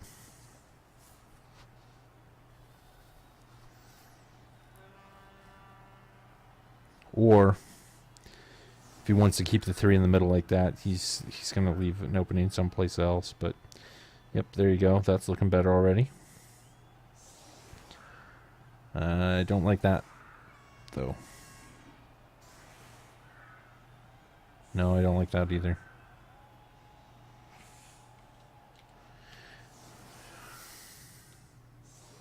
It's a little better. But now a quick snap makes a hole in your defensive curtain. Your diving tackle needs to be in the middle, no matter what you do.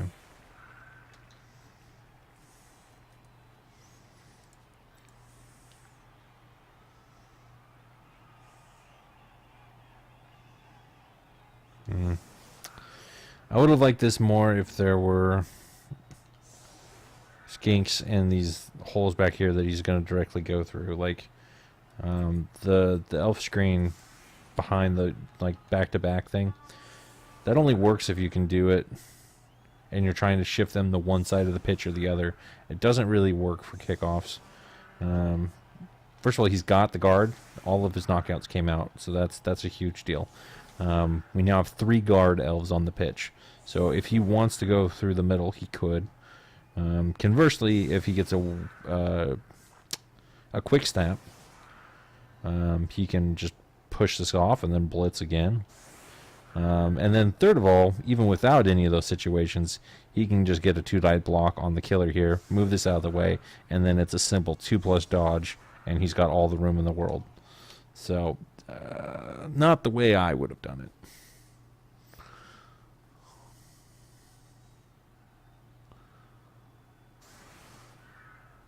And that's a good point, Chaos Sabulu.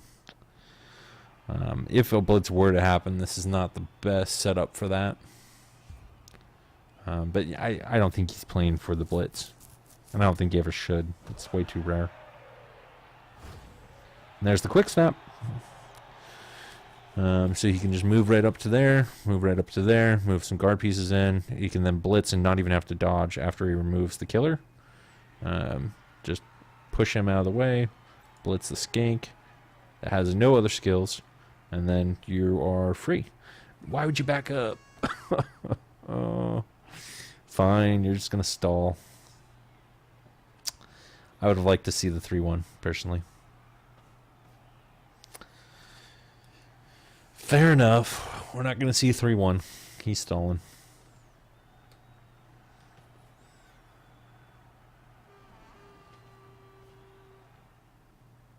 No, they definitely don't need to score. It's just... you can.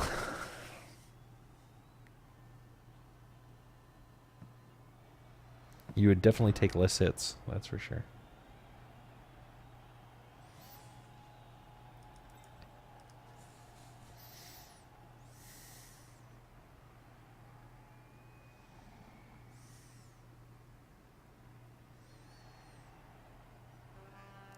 Stunty bullshit is definitely the ticket. I mean, he's still playing Lizard, so he's got to have some control of where the other pieces are.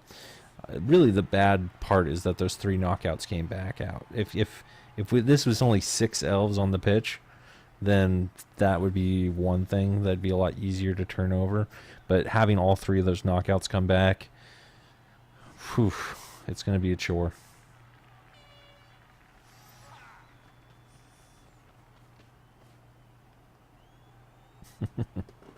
And Toastguy is really just playing the stall. So even just getting past this front line is going to take some dice. And if you overcommit to it, so like if he doesn't, I mean, he's probably going to overcommit because it's turn 14. I mean, you might as well. But if he does overcommit, this lineman can just run deep.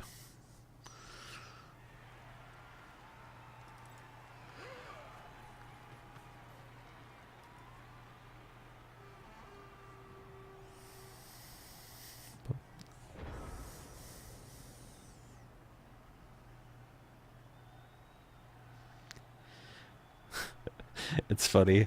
I don't know how many of you guys saw earlier today, but while I was at PAX, I'm flipping through the beer hall while I'm in line, and I saw we had a newer coach to the REBBL chatting in the beer hall and talking about, basically complaining about stalling and how it's against the spirit of the game, and that he'll never stop complaining about it, even though it's a superior strategy. And it just brings me back to the old days when you first start playing Blood Bowl. Thousands of hours ago. I can't believe how much I've played this game in the last, 9 months? No, 7 months. It's such a huge learning curve, though.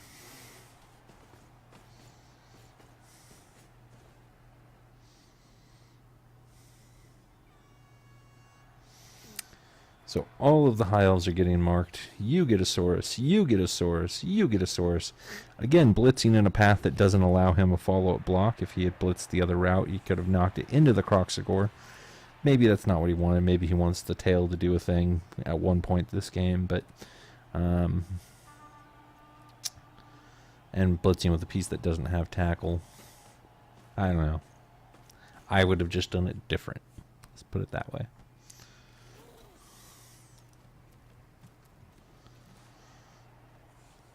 See those skinks getting that deep penetration into the high elf side.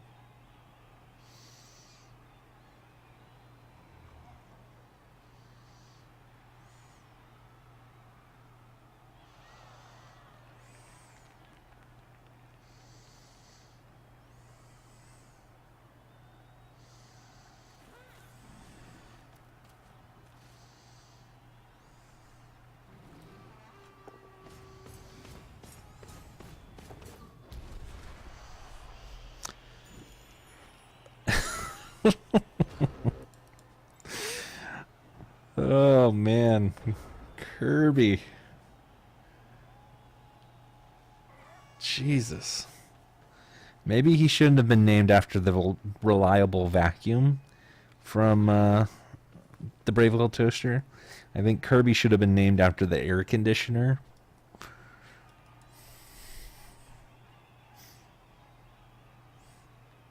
Just going into a rage and then dying. Traumatizing children.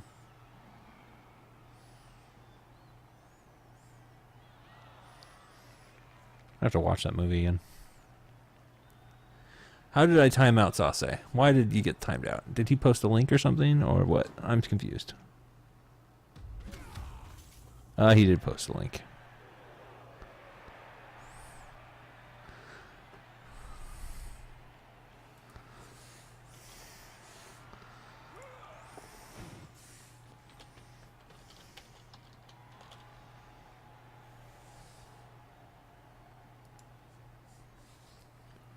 I need to mod somebody. I don't think that's going to do. Permit is what it should be. There we go. That's what I need. Elves, doing elf stuff. Moving the ball a little bit. Blitzing a skink a little bit. Side caging a little bit. You can't get there. You just need to get pushed. Just dodge. Okay, or not. Okay, I don't necessarily agree with that, but that's fine.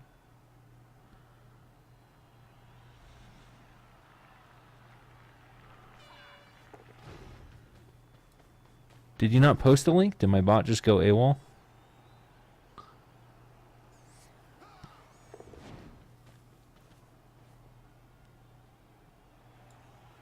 Oh, I got it. You just put HTTP in there. Got it.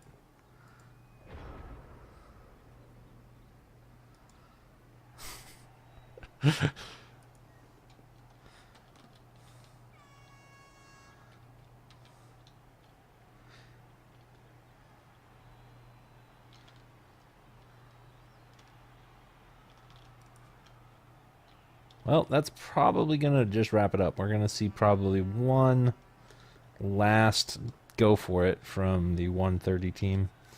And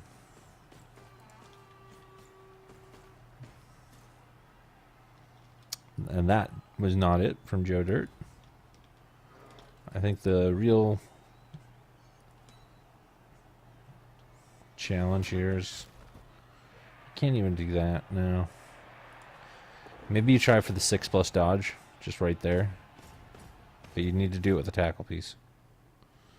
Again, I don't know why we're marking with the source there. And you can't do it because you're too far away. So break tackle guy. Your time has come for the 6+ dodge into red dice into double pow.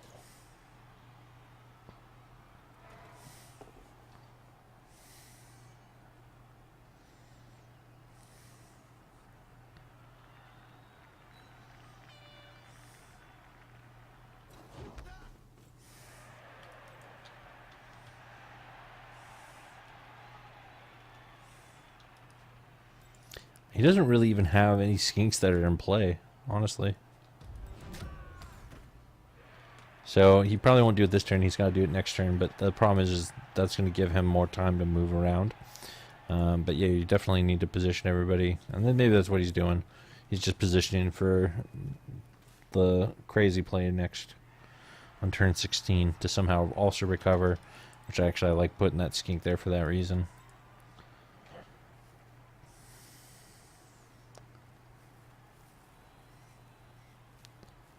Personally, though, if you're going to go for a 6+ play, I mean, might as well do it on turn 15.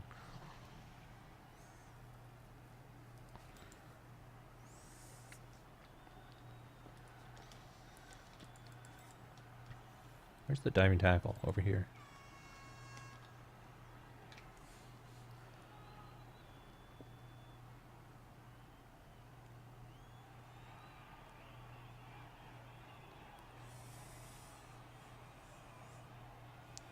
Watching this match, I am very impressed with the way Toastguy played. He didn't let the numbers get to him. He definitely kept his defense agile in the sense that he altered back and forth between applying pressure, getting back, making sure there's definite lanes, controlling which way the skinks went. Had he not been constantly dodging backwards like that, 130 never would have needed to do that ridiculous side cage. And so by being patient, as Toastguy was in the first half, it really allowed his opponent to make a mistake, which he could then capitalize upon. And he did. And he was rewarded for that. So I think that this is a good match to watch for somebody that struggles with that patience or just feels like, for the first 6 turns, nothing that Toastguy was doing was having any real positive impact in how the match played out. He was really passive in the sense of the game was happening to him. He wasn't doing things to the game. And he was rewarded for that by letting his opponent kind of hang himself with a noose.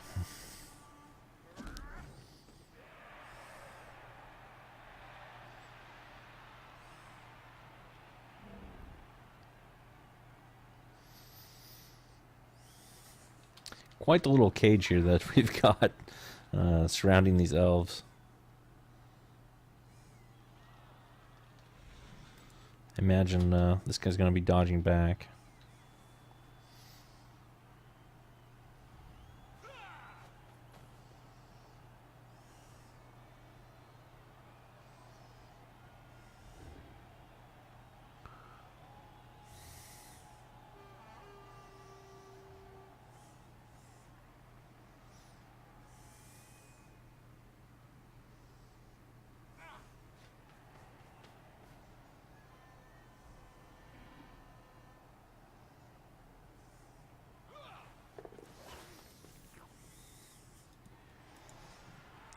If I was to call an MVP for this game, I would say Am I Useless was not useless. Not just because of the force strength. Well, that did play a big part. He's definitely worth his value and all that he brings, both the blodge and the diving tackle also was a threat.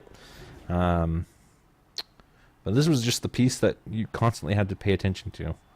He positioned it to where it was always a factor, and whether it was on offense or defense, you knew this was the ball carrier or the go-to person. So, Am I Useless definitely gets the MVP. Least valuable player, Kirby, of course. We just hammered on him a minute ago.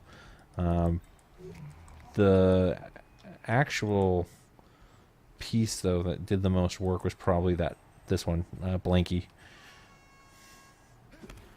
Even though the killer had more blitzes, the piece Blanky here was probably more impactful.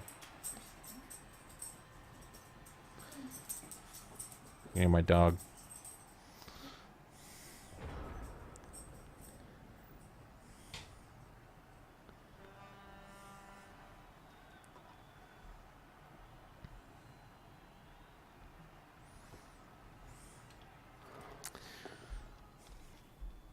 Turn 16, last chance. Living on a prayer.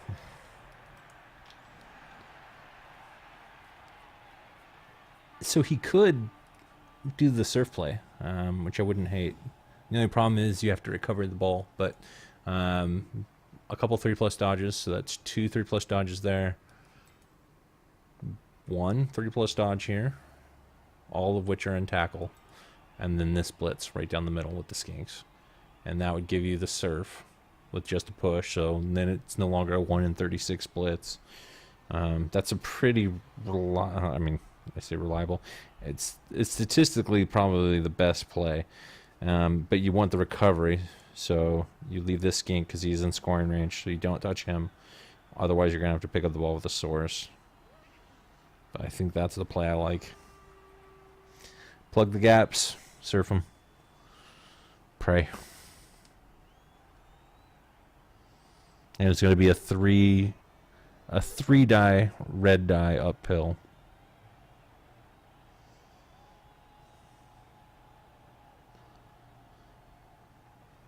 Honestly, I don't see the Saurus being able to get through there.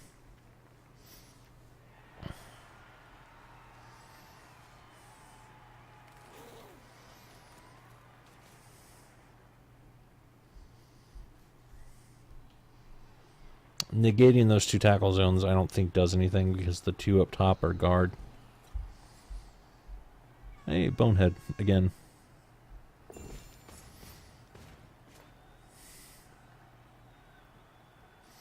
I don't see a chain push play. I hope he doesn't try it.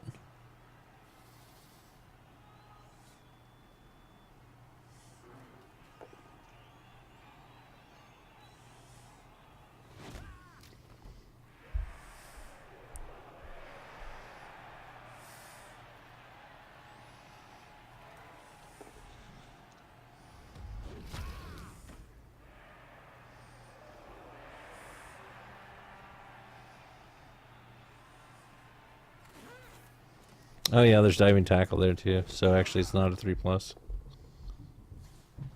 Oh, he got one of the pows. Nope.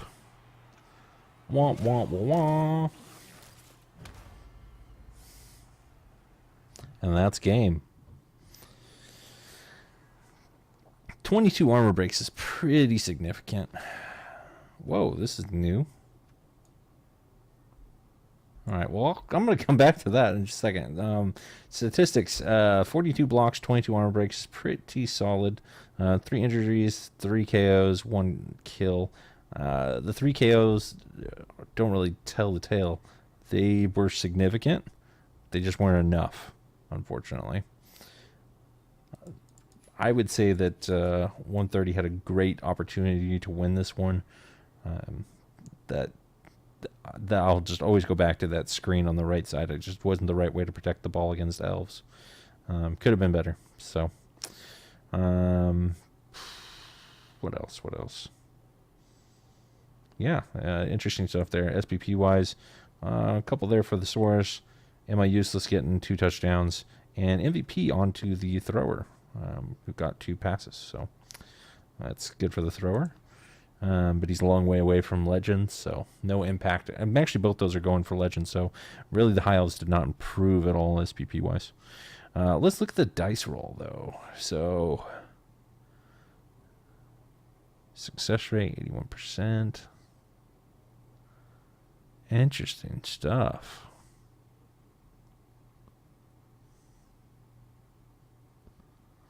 $37 ones, 28 twos. Pretty reasonable. A lot less dice thrown. And look at that. Significantly more ones. This is all the Crocs, too. Because just about every time the Crocs rolled a 1, he rolled the second one for Pro. Yeah, Pro, 50% success. That's actually not... That's what it should be, right? It's 50-50. So that's pretty reasonable. Bonehead, pretty high. Pretty high, if you ask me. Yeah, fun. This is cool. I like this. It's not going to make me any less salty. If anything, it's probably going to make me more salty, because I'm going to imagine there's going to be a lot of games like this where there just happens to be more ones for me than there is for my opponent. Yeah. All around, fairly balanced. A little bit more skewed towards the ones. Cool. All right, everybody. Thanks for watching. Wow, up to 39 viewers. It's a decent little stream here. I am going to call it here for the night. I don't know if there's any other playoff games. I haven't been paying attention to the Discord. But somebody who's far more popular is no doubt going to be streaming those ones. But I will, if there is, again, another playoff game like this that I'm available for that no one else is streaming, I will pick that up. Otherwise, I will be in Vegas through the rest of the week. So I will see you guys later. Have fun.